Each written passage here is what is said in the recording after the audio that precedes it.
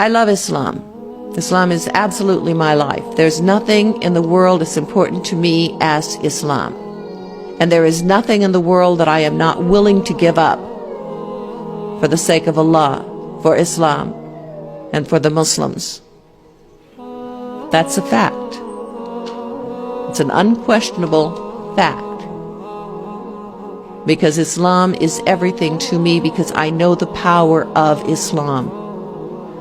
I know the power of Allah. I understand Allah's love. I understand His wisdom. I understand His mercy. I understand His justice. And I know there is nothing that is better. And I wish to share this with everyone. And the first thing I had to learn was how to present Islam and how to live Islam. You know, for those of you who know, I embraced Islam about 24 years ago, to the consternation of most of my family. And actually the reaction of my family was so severe that one member of my family actually tried to kill me. Another member actually arranged to have me committed to a mental institute because they couldn't believe that I would, go into Islam. And yet, by applying Islam to my life, by living Islam, most of my family is now Muslim. Alhamdulillah. The thing is that everywhere you go, if you actually are living Islam, if you are demonstrating Islam, you will impact people and you will change their mindset.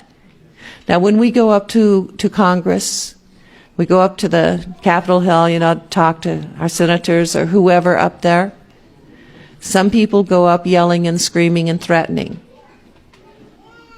I don't see that as the way in Islam.